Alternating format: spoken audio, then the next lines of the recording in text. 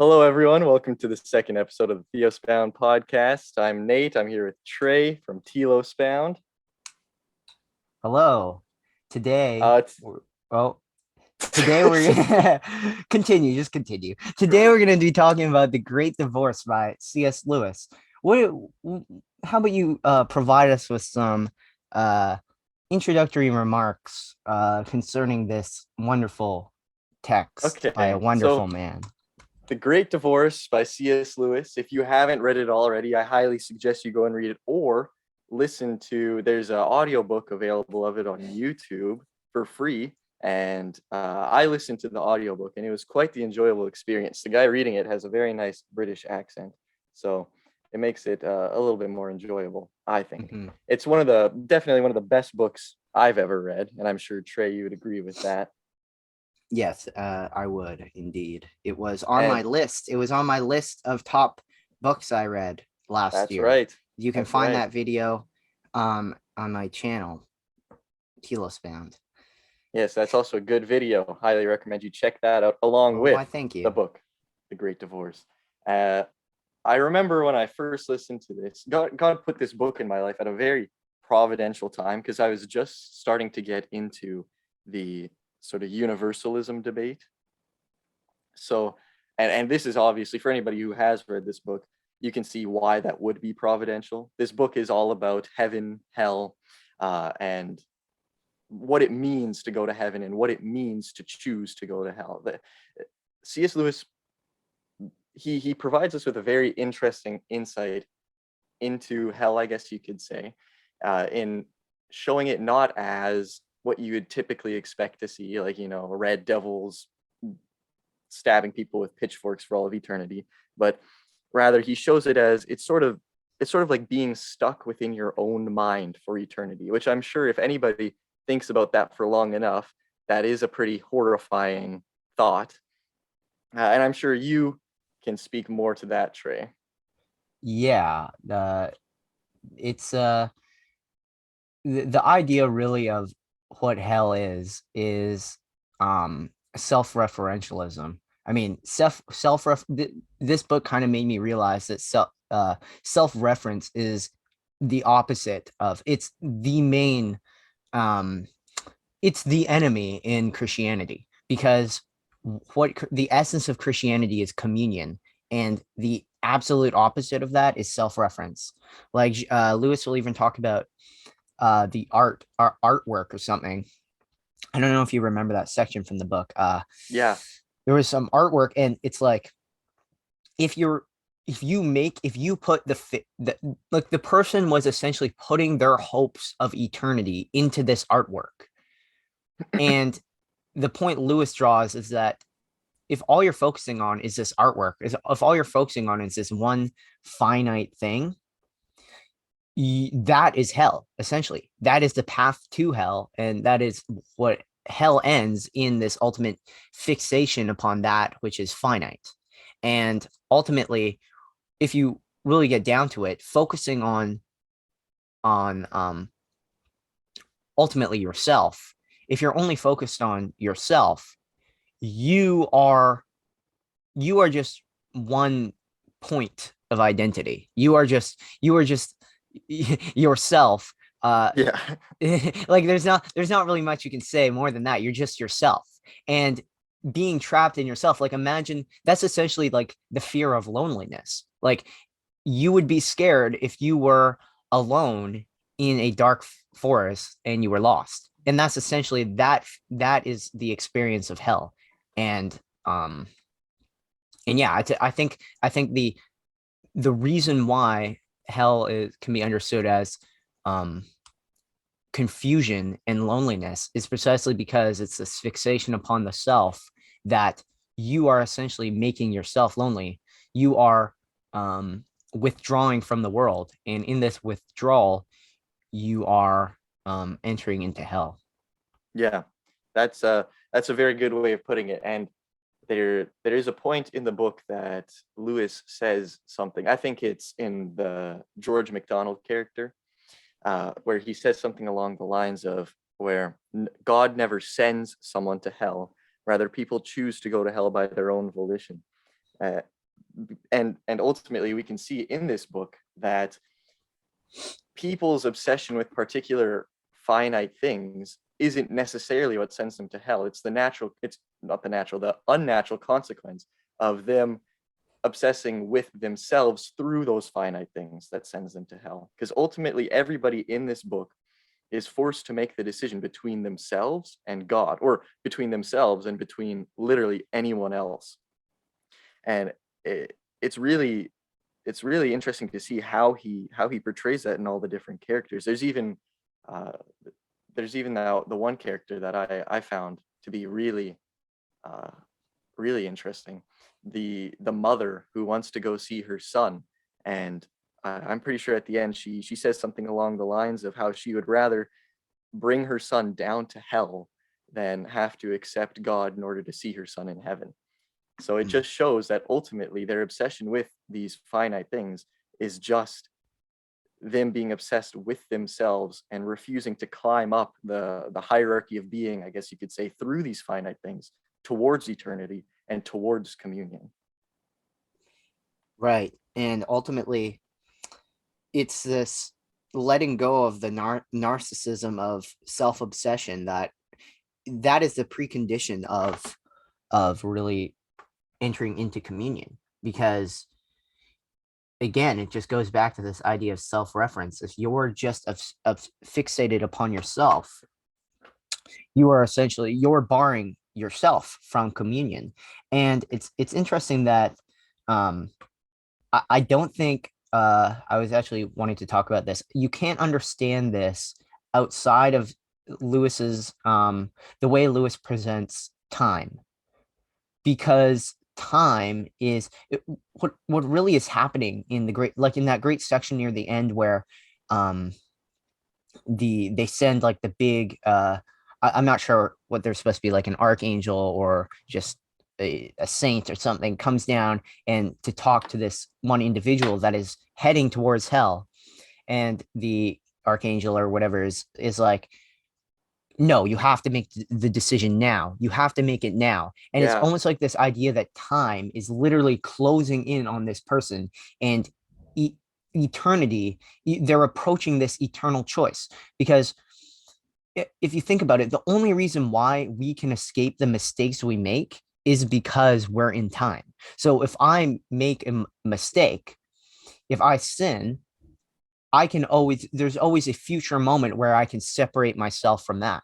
But in eternity, there isn't this temporal movement from what I was to what I am now. The moment of eternal, when you have to make this eternal final choice, this is the choice of eternal. This is your eternal choice. It's when you it defines who you are in a way that you can't go back. yeah, And I think that like and that's a problem with you probably have more to say on this. That's the problem with universalist arguments about like how it seems to understand time in a way that just sees time as external to your own experience of it, but like as if in hell we just experience time in the same way that we do now, and all God would have to do is pull you out of that and then put you into time again and allow you to make a decision like, oh, I didn't like hell, I'm going to go to heaven now. yeah, But the yeah, problem is it's a, like the philosophical term would be phenomenological time. It's time the way you experience it. So you are making eternity for yourself, because um you have essentially become what you are, and you have, by fully actualizing yourself, there's no more inner potentiality. There's nothing left in you that you could turn to. And that's essentially, that is what this last eternal choice is, between heaven yeah, and hell. yeah. That's a really good, it's a really good point. And I've never actually thought about universalism in the context of the philosophy of time like that, but that is a very interesting uh, point that you made there. And to kind of expand on that, we should take note of Dante's influence in this book. Like we can obviously see just in the whole plot of the book, it's very similar to Dante's comedy. He starts in hell and he makes his way up into heaven, basically. Mm-hmm. And Lewis even mentions Dante when he first encounters George MacDonald. He mentions Dante, but that could be a slight little homage to Dante's influence that he had on Lewis. But anyways, what I was going to say is, in Dante's comedy, we have hell and purgatory as two separate places, and you can see in Dante's Inferno, they are absolutely trapped within the state of eternity that they're in. They're absolutely trapped. But then in purgatory, and the hell that C.S. Lewis describes is a lot more like the purgatory in the Inferno, without the hope that you see in Dante's purgatory. But you see it's a lot more like the purgatory in Dante's comedy, because there's still potential to become good. They're not absolutely trapped, and you can see that just in the entire environment of the place. They the gray sky, the twilight, hasn't completely gone to night yet, and the souls still have their refrigerium, their little vacations that they can go on, where they're able to escape hell for a bit, and there's still that sort of potential to turn to good, and it's not until the final judgment that they will be absolutely trapped within themselves, within the present moment. And that's the point that I was trying to get at, is that they're stuck within, if they make the eternal choice to be stuck within themselves in hell, they choose to be stuck eternally within the present moment without the context of past or future. And like the funny thing is that I came across this quote yesterday about from the Screw Tape Letters, where Lewis says that the present is when time touches eternity. So heaven and hell are both eternal, but they're eternal in different ways. Like they're not two sides of the same coin. There is like, you can even say that like I think I don't know if this is a direct quote. It's in my notes in quotations. No, it's not. Never mind. It's not a direct quote. It says I basically, but I was reading it and how I interpreted Lewis. I'm sorry, I don't know page numbers here, but he says essentially that hell is a state of mind, but heaven is reality. And there's this idea that heaven is reality, but at the same time, hell is a state of mind that reality, you can experience hell, and it's this experience that is and that's what hell is. It's like hell isn't a substantial place beyond the experience of it. Like, and that's the problem with a lot of ideas of heaven and hell, as if it is an actual, place. Like in the like, even like, you can't even I think the example he uses is an apple. You can't even bring an apple into it because it's too small of a place. And also, sorry, I wanted to also bring up this point that I don't think we can talk about it because I haven't even thought too much about it. But you mentioned how in purgatory it hasn't fully become night yet, right? Or like in Dante's purgatory, I shouldn't have really said that C.S. Lewis's hell is more like purgatory than it is inferno. I was just saying that because there's still the hope for turning to good in C.S. Lewis's hell. That's the only way that it's similar to Dante's purgatory. Right. And like it's funny, like I don't know, well, essentially in philosophy, in Hegel's philosophy, there's this idea of the night of the world, and it actually comes from Christian mystics, like I think maybe John of the Cross, I think, where there is this, and it's even in Gregory Palamas as well, where you retreat into yourself, into this, and that's like the purpose of monasticism. It's this retreat into the self by way of what's it called? I don't know. You're emptying yourself of all thoughts of the finite, and then it's described as like the divine darkness or whatever. But that is just the beginning, the potentiality of then experiencing theosis. So Yeah.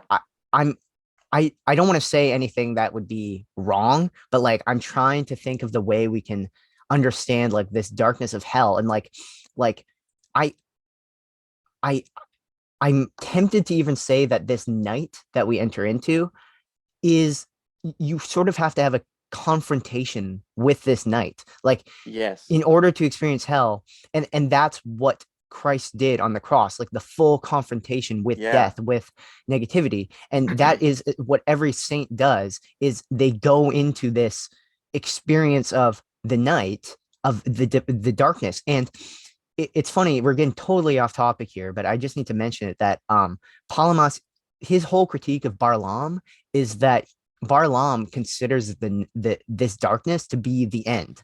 Like this is and that's like a Buddhist idea almost. Yeah. That's a very Eastern idea. But for Palamas, it's just the beginning. You enter into this darkness in order to receive the light, so that you're Yeah. not distracted by all the finite things. But Barlam is just like, okay, we stopped at the darkness, we've emptied ourselves. But that's a mistake. And so like I'm just trying to think of the idea of again, we can't like stay too long on this point, but like how Lewis or Dante, I don't know, talk about the night of hell is, or is similar to, or in some way related to, the night that you experience in the mystical vision, or the mystical the path of mysticism. But it's, in one way, hell is essentially staying in this darkness, when for the saint you retreat into the darkness only in order to open yourself up to the divine Yeah. light. Yeah. That's a really good point. You enter into this liminality, you enter into this sort of emptiness, this potentiality, in order to be filled by something else. And like with Barlam and in Buddhism and in a lot of the sort of the new agey nonsense that you see these days, a lot of the emphasis is on your individual mindfulness, and you Mm. go alone and you empty yourself out, right? But that's literally what hell is. Like you said, that is hell, emptying yourself out for the sake of being empty. That's exactly what we see in Dante's Inferno. That's exactly what we see in the the state of mind of hell that Lewis describes, where everybody is infinitely moving away from each other, building imaginary houses that aren't even real, and every time someone else moves What's the closer term to for that them, they again? move away. Those What's the are term? estates of mind. Yeah, Yeah, yeah. yeah. But States of mind. the whole idea of entering into that divine darkness, or entering into the emptiness in order to be filled, I think you're spot on when you say that's sort of the saint's recapitulation of Jesus's conquest of Hades. You uh, there's there's definitely a connection to be made also, kind of bridging this back to the discussion of time. There is definitely a connection to be made between the idea of the present moment and the idea of the self or the subject. And I know that this is something that you have talked about before, and there is definitely a connection to be made there, insofar as they're both sort of these uh, infinitely reducible points that don't really exist unless they're put into the context of other things Yeah. or other subjects. So there is definitely a point to be made about how hell is both the reduction of all time into the present moment and the reduction of all things into yourself. Whereas heaven, I guess you could kind of describe heaven as the mutual indwelling of all present moments within each other, creating Mhm. one eternity that's both within every present moment and beyond every present moment. In the same way that heaven is you experience heaven as uh, the mutual indwelling of every other person and yourself. Yeah, it's essentially the distinction between self-reference and communion. And Yeah. it's the way I understand the human. Like, why is it that the human goes to hell but an apple or an object can't? And I think it's for the same reason that the experience of heaven like an apple doesn't experience heaven, and hell is only an experience. That's the point Lewis is making. So that's why an apple can't go to hell, because it can't have that experience. Because Yeah. if you think about it, spirit is like consciousness, whatever you want to call it. It has no space, and like it has no space. All it is, but at the same time, because it doesn't have the space, because it's not limited by material, it's not made out of material, it is able to enter into a an infinite, it is able to enter into infinity, because Yeah. it has no limitations in that sense. But at the same time, because it's able to enter into infinity, it is able to enter into the infinitesimally small point of hell. Hmm. like like like that's why it's basically experience is what distinguishes between the human uh and an object. It can experience and make this free choice to only fixate upon itself, which is it is nothing. It is a void of nothingness when you are Yeah. completely abstracted from all all your content, all your in the world you find yourself in, the relations that constitute you as a substantial human being. You are just this point of negativity that can that is actually hell. And that's funny. I was thinking about this idea of the kingdom of God is within you, but at the same time, the hell is in you as well, because you outside of God, you are hell.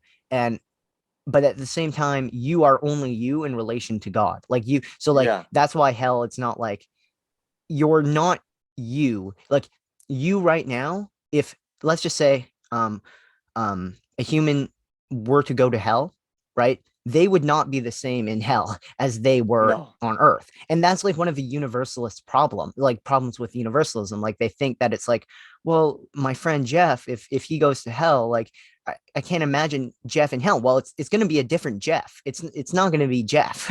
It's going to Yeah. be that's the whole point. They're in hell because they are completely different. They've made this eternal choice that Jeff on Earth hasn't made. No one you've encountered on Earth has made that eternal choice unless you've met an actual saint who is experiencing deification. But Yeah. that's they've made the right choice. So Yeah. I also want to talk about, like, you can comment on that, but I also want to talk about like this idea of retroactively. I think it's kind of related. Like Yeah. you were Okay. talking Hold about, on. yeah. Before you start, I'm just gonna go grab a book real quick. Sure. Because Should I there's a just quote that I introduce want what to I'm, pull up. Yeah, should I yeah, just go for it. I'm introduce? just gonna go grab a book real quick. Okay. So I wanted to, like, there's this idea of when you're in hell, you will look back upon your entire life, and that experience, you will experience that entire past as hell. Um, it will all just be like, it'll just be a journey. You will just see it as a journey towards the abyss. And then heaven, if you're in heaven, you will see every single moment as ultimately a part of your journey towards eternity. So eternity in heaven. So like I think the point Lewis is making here is that this final everything is summed up in eternity. And uh when you finally get there, retroactively you will see what everything meant, only because it's only from this position of eternity that you can see what the purpose of temporal existence actually was. Yeah, I'm just looking for a hold on. Are I'm you just looking looking for a quote in relation to this, like Yes, retroactivity? it's in His Life Is Mine by Archimandrite Sophrony, Saint Sophrony.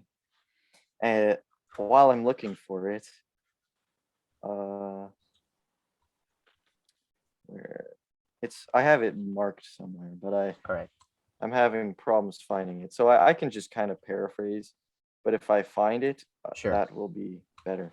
But he was talking about how Christ on the cross, he sort of experienced the ultimate present moment, and he talks about how Christ's descent into Hades worked beyond time, and not only worked towards the future, but it also went retroactively and redeemed those who came before him. And that's what it meant for Christ to go down into Hades and bring up with him Adam and so on and so forth. He went down, and his work in the present sort of expanded and dwelt mutually within, and the past, the future, and the present all dwelt within each other at that moment.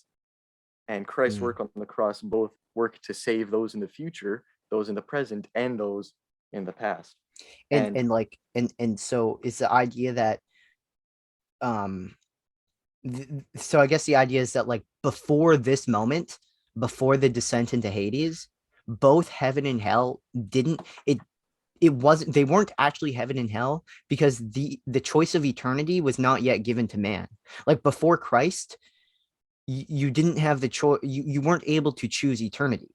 That's why like, the term hell isn't used to refer to people who died before Christ. It's Hades. It's probably would be essentially purgatory. Like, and that's where everyone went, to the same place. But yeah, sorry to interrupt. I just wanted to clarify that. It's fine. I'm still looking for the quote. I don't think I'll find it.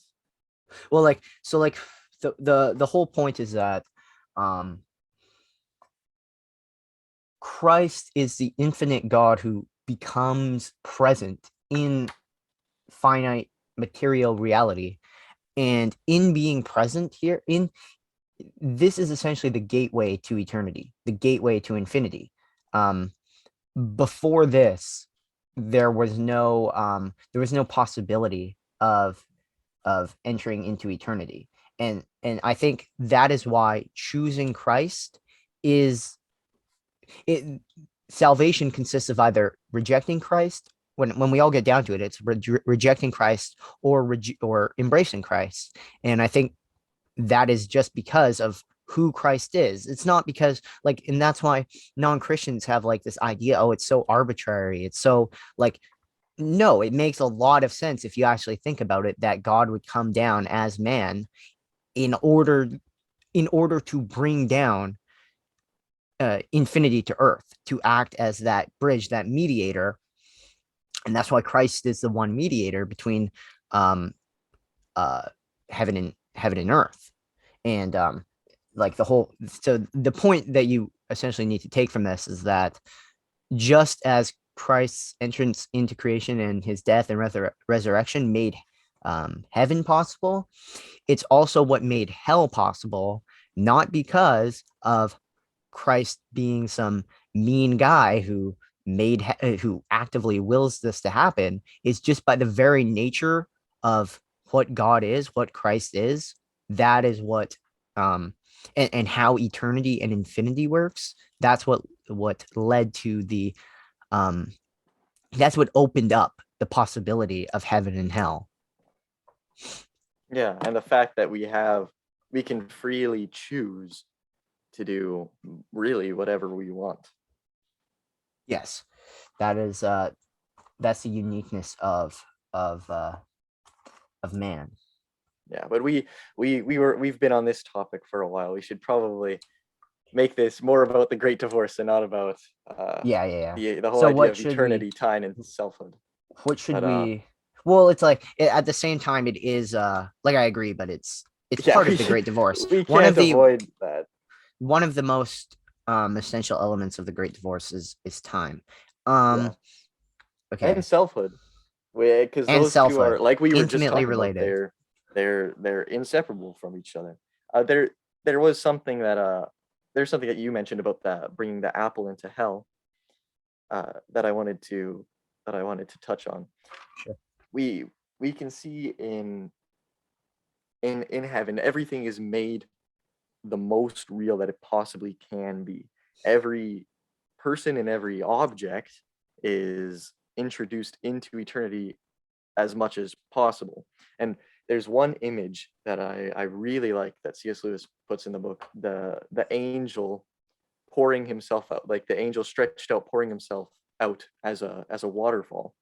Mhm. And it's not that the angel is the waterfall, but it's just that the heaven and earth have been married in a way wherein they are mutually, they dwell within each other mutually. And I think this goes all the way back to the first verse of the entire Bible. In the beginning, God created the heavens and the earth.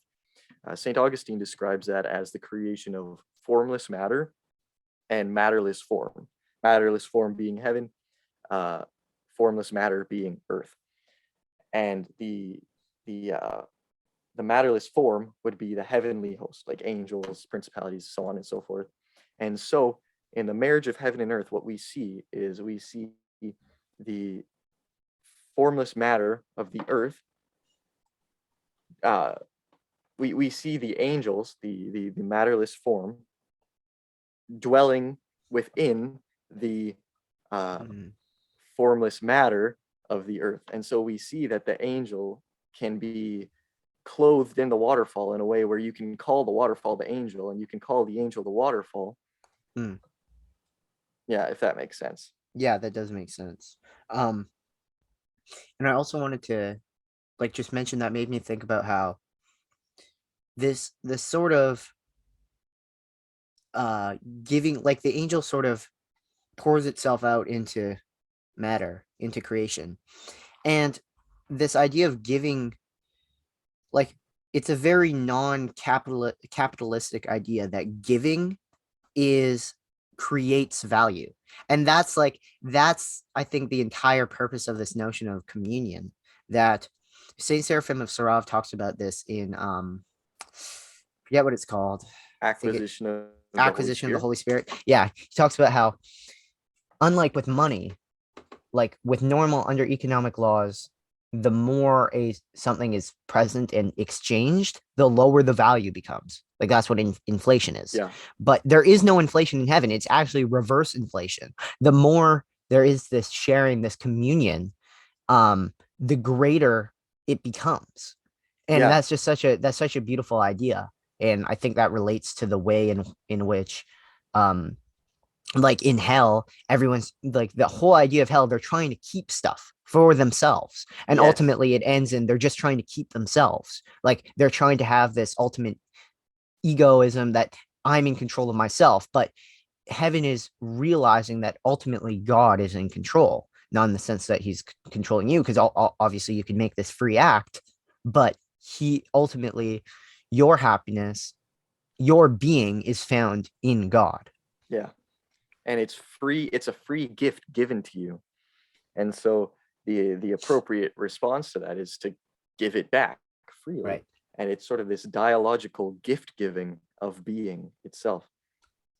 Um, there was something else that I wanted to add to that. Oh yeah, the the the the angel in the waterfall. It's it's something that you would totally expect to read in a C.S. Lewis book. C.S. Lewis is very fond of giving the cosmos personality, and I really do enjoy when he talks on this stuff a bit more, like more of this sort of magical, I guess you could say, this more magical approach to the way that reality works, because you can see the same sort of attitude in the space trilogy, in the Mhm. Oyarsa is ruling over the planets and whatnot. Uh, yeah, that's all I really wanted to say And about that. it's like, that's just because the end, the eschaton, the final day is when spirit is united with matter in that way. Yeah, So would you say that, like, I guess, like, if the beginning is the separation of form and matter, not separated in the sense of the fall, but yeah, not fully mutually indwelling, yeah, um then the final end is the full communion of these things into the body of Christ, I guess, yeah, into, yeah. yeah. Well, we can see throughout the six creation days. We see first of all a big division, the division between heaven and earth, And then throughout the rest of the creation days, we see God progressively bring these two together in a particular way, culminating in man. And then on the Sabbath, man was meant to, resist temptation, and then God would come down and enjoy the marriage feast of heaven and earth with his creation. Obviously, that didn't go the way it was supposed to, and a lot of stuff had to be done before Jesus could come and redeem that. But now that Jesus has come and redeemed that, it's our job to essentially join all of creation onto the body of Christ, make all of creation the body of Christ, because that's really what the Eucharist is, and that's what the whole idea of Eucharist is. You go out, you collect creation as a gift that God has given to you. You thank God for it. You transform it into something new, and then you give it back to God for him to then transfigure. And that's ultimately the whole idea of what the Old Testament was. The Old Testament was the whittling down of a righteous line, the transformation of humanity into the one righteous person that is then gifted to God for him to send, who the Holy Spirit then dwells over. And I'm talking about Mary, obviously. And then we get from Mary's body, we get the transfigured body of Jesus Christ. So Right. I guess, you could say that the movement towards the eschaton is the movement towards full mutual indwelling of heaven and of earth. Right. And then hell would be is the complete opposite of that. Right. Yeah. It would be earth. It would be you're earthbound, and you're not theosbound, you're earthbound, and you are, it's like this fixation upon matter, or upon what's finite. And I think it's funny, it's kind of like a tautology, it's like a tautological argument is, I don't want to think of an example right now, but it's like you're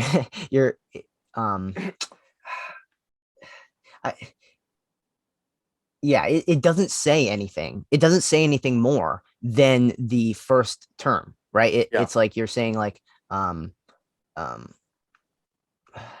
don't know, but basically the point is, I use the example of art.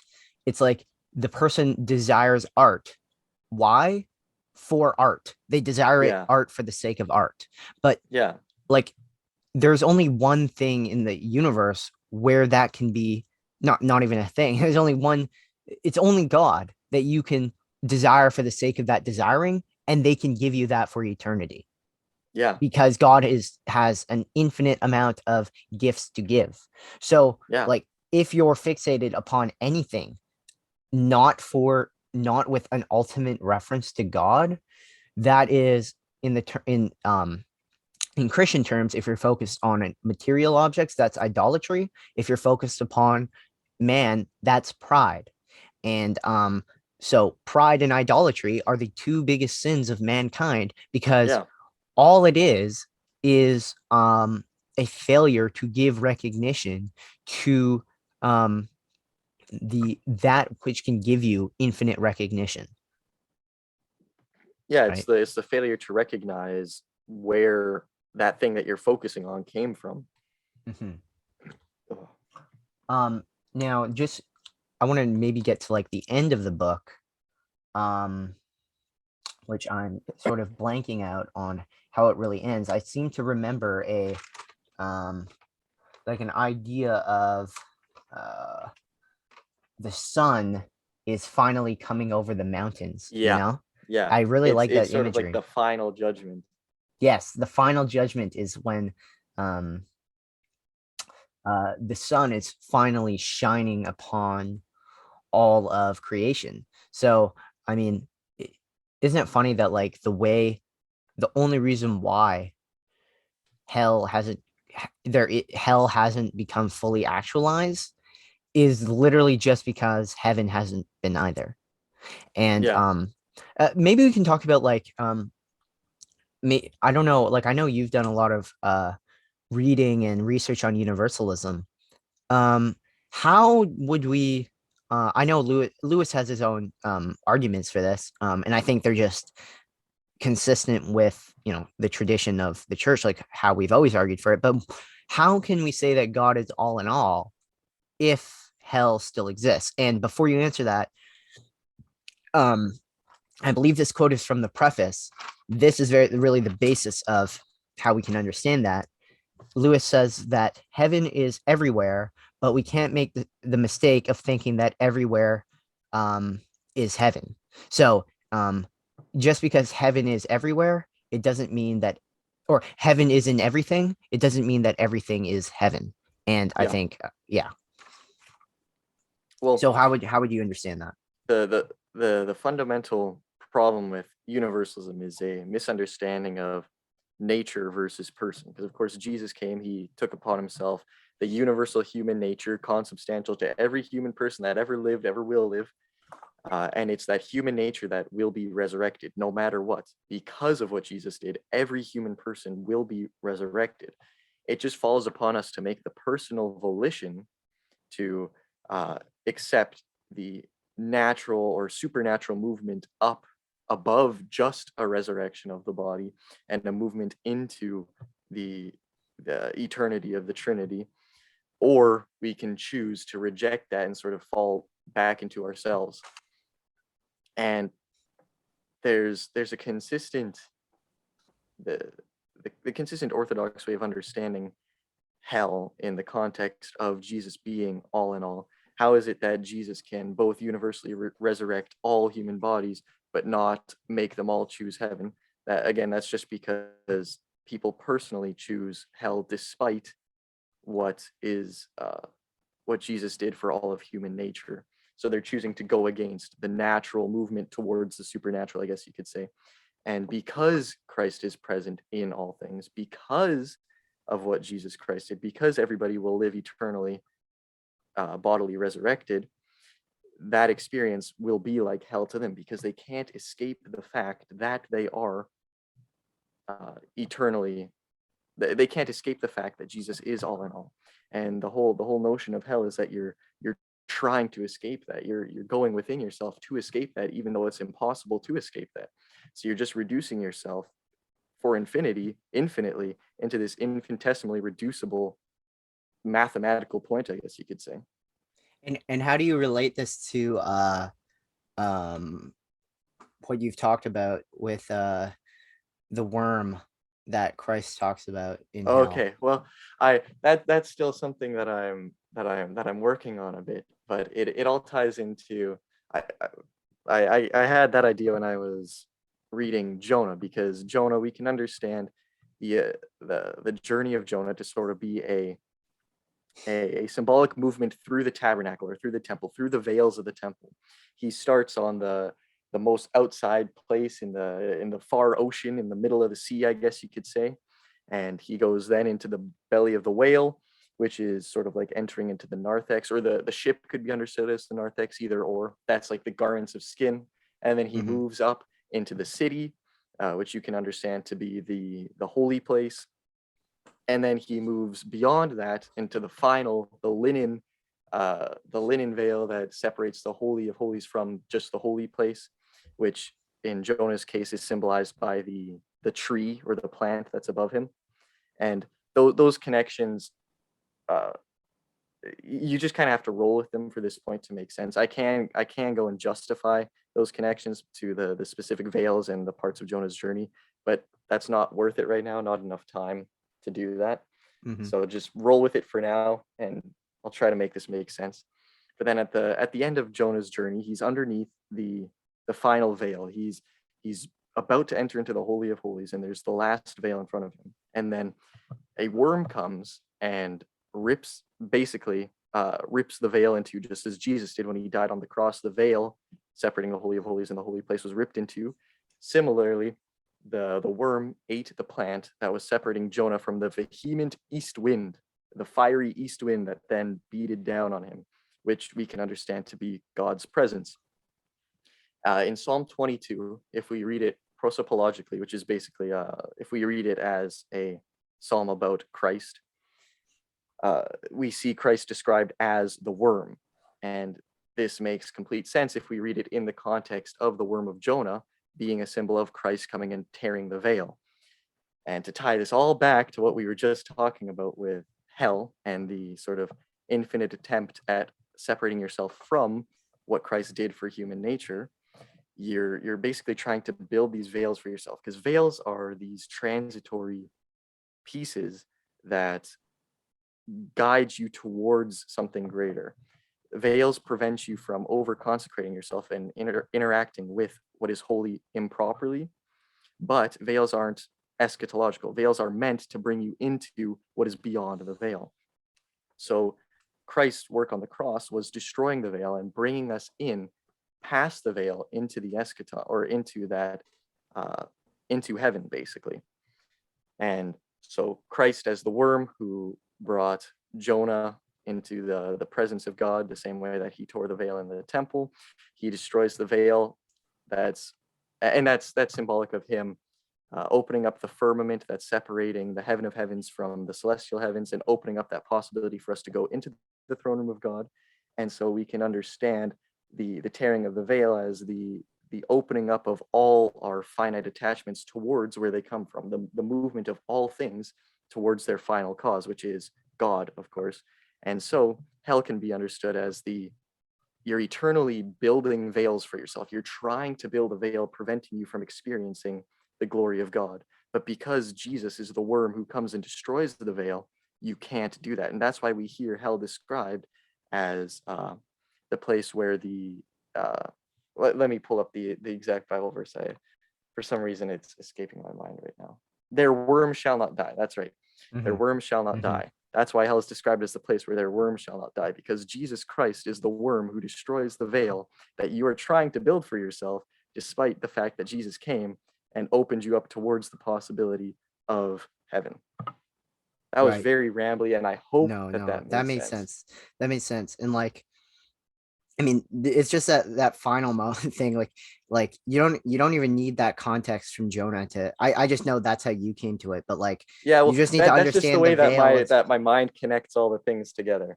Yeah, the veil is being torn inside that you're trying to make this to create this veil, but it is being continuously destroyed. And that's basically what it's like to experience the presence of God when you are not opening yourself up to God. And I certainly like, and I know that like this is certainly the experience of hell.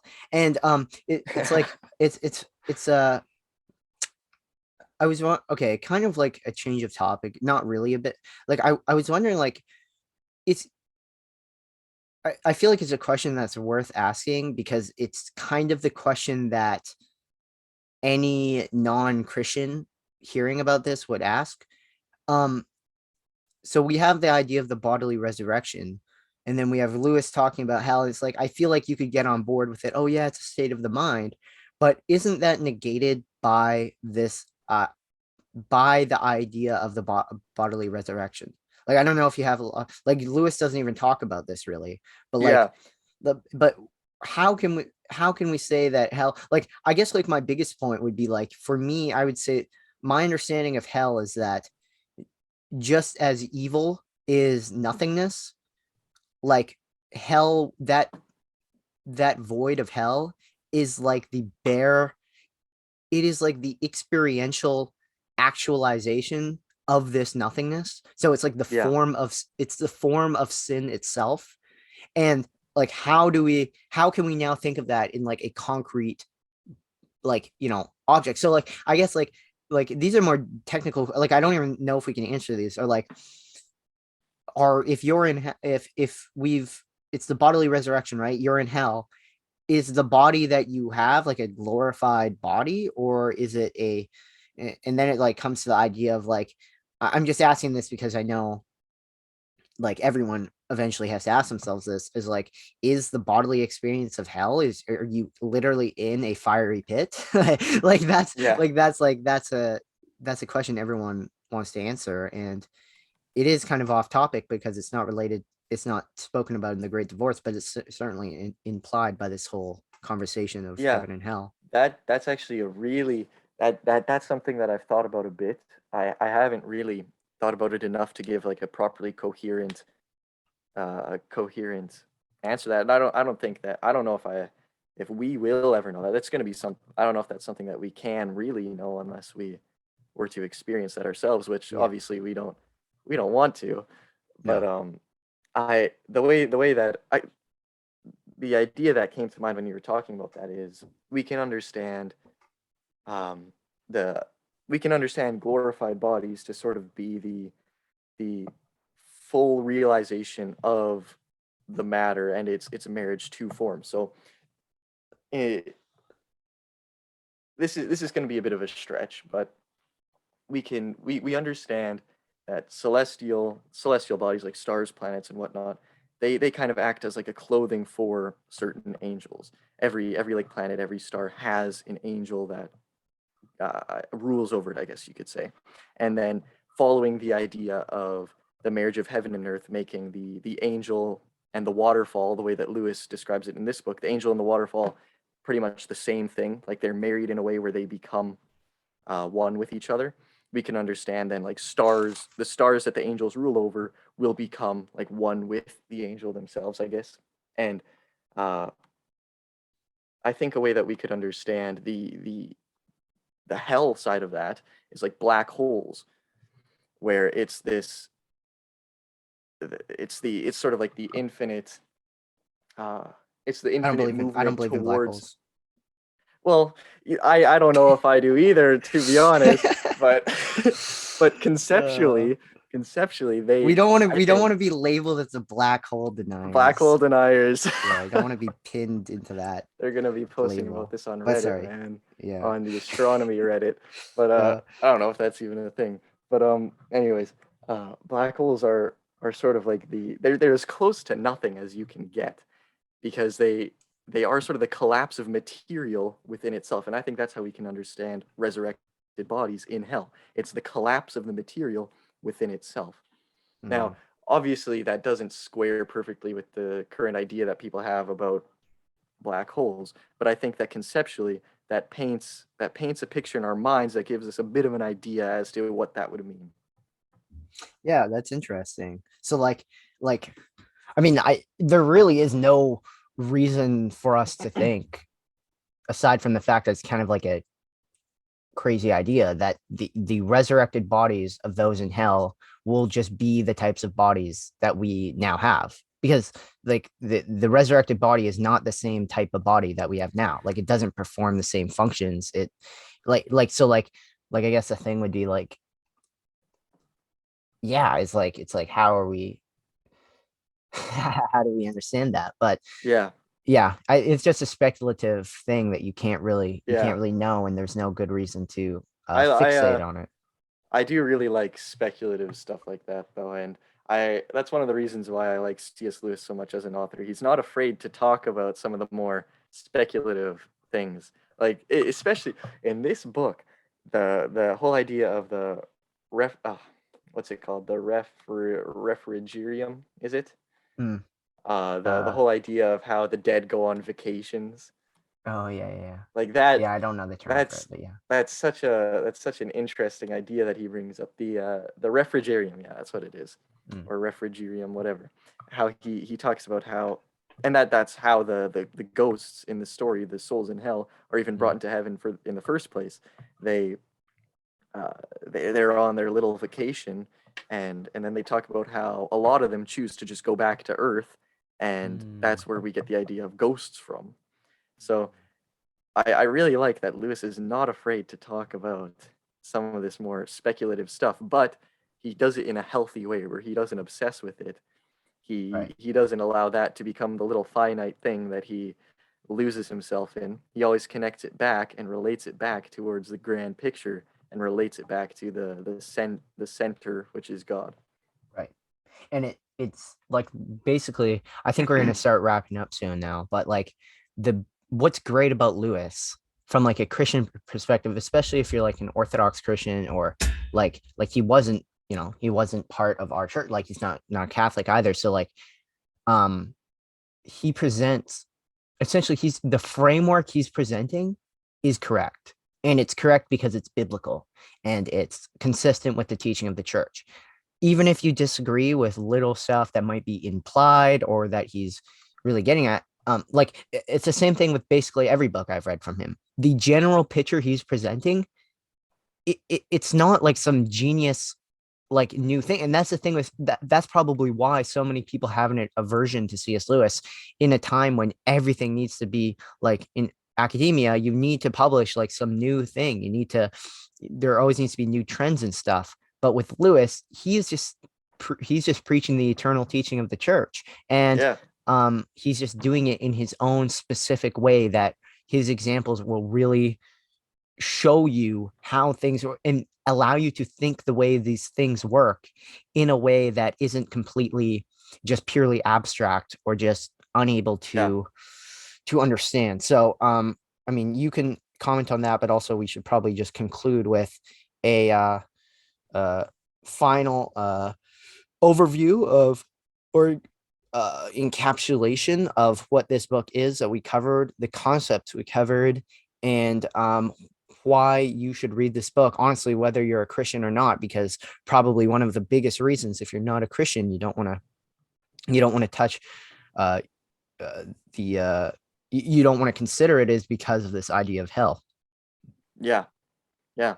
Uh, I was just gonna say one more thing about C.S. Lewis as an author, and he talks about in The Great Divorce how in heaven everyone is infinitely interesting, and how as good becomes more mature, it's both more united. Like every particular instantiation of the good becomes more united to its original cause, or original cause, and at the same time it becomes more and more particular. It becomes more and more Mm. mature. So C.S. Lewis is his whole career is a wonderful example of that.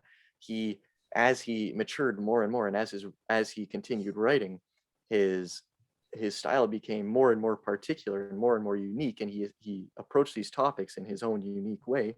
But at the same time, he became more and more united with just the, I guess you could almost say, the naive truth of things. And that's what's so great about Narnia and the Space Trilogy and Great Divorce is he's able to talk about it in a way that everybody can enjoy at every level. Mm. Yeah, I definitely agree, especially with that the word naive. Like I think that um naive, like just the naive truth of things when you're engaging in, like especially if you're really into philosophy, it's like Zizek talks about like, oh, I'll just put it in a naive way, and then he just puts it the way it is, and it's like, Yeah, okay, it's naive but it's true. And it's yeah, like when the truth should, if we're saying our truth, the truth is made by God who doesn't want to deceive us, that hasn't, there's an internal order to everything. When you get the truth, it should be the opposite of confusion. It should just be the naive truth where you're like, oh, okay, that makes yeah, sense. And that's essentially, that is going to be when we're looking back on this in eternity, that's how it's going to be. It's not going to be like it's not going to be like we have to like piece it all together and it's still yeah, a struggle. No, it's all going to make sense to us in all of its complexity, like at the end of Paralandra, where everything, there's this whole complex, like sublime in like just the vastness of everything, and then it's all is reduced down to this um one simple harmony yeah, that we are invited to um experience, and yeah, that is heaven. yeah. Well, yeah, I remember you using that phrase, like the naive truth of things, a while Mm-hmm. back, and that's where I picked that up from. But I think we should bring this to a close now. That was a good talk, I'd It say. was. So just in conclusion, what is the Great Divorce? What's the point of it? Who is C.S. Lewis? And yeah, and then we can conclude. We can't forget to plug our stuff. Yeah. So Uh, uh, I don't really know how to summarize everything that we just talked about, because we did cover a lot. I guess to kind of summarize, uh, or to get across kind of the main point that Lewis was getting at with the book. And you can see this just in the preface. This is really what he's trying to get at, is that heaven oftentimes, and this this relates to a misconception that I hear a lot of people, not a lot, but I've heard a few people have about heaven. Like I've heard people say, "Oh, wouldn't heaven be boring? Like can you imagine just living forever?" And Mhm. the problem is that most of like the imagination, the imaginary idea that most people have of heaven is more realistically like hell than anything else, because they get stuck on one particular finite thing. And so we have to understand that in heaven, everything is infinitely unique and infinitely united. It's eternity. Like every moment, there aren't moments in heaven, but to kind of get this point off across in an analogical way that we can sort of understand, every moment is infinitely more interesting than the last moment. So no, heaven will not be boring. That's not something we need to be worried about. And Mhm. if you've ever had thoughts like that and you haven't read The Great Divorce, read it. If you have read The Great Divorce and you're having thoughts like that, read it again, because uh, and of course pray about it as well. But that book will has really helped me, helped a lot of people, and it's just a great book overall. Absolutely. So that is the conclusion to the second Theospam podcast. If you're listening to this half, you are a patron already. So uh I think like uh we can just mention that you are, what's your YouTube channel called? Wesenschau. That's linked in the description, and my channel Telospand is also linked in the description, plus every other relevant link. That yeah, you should definitely check that out. And Thank become you an for, associate. yes. There will be a link to that in the description. Thank you for watching this. Thank you for being a patron, and yeah, goodbye. Adios.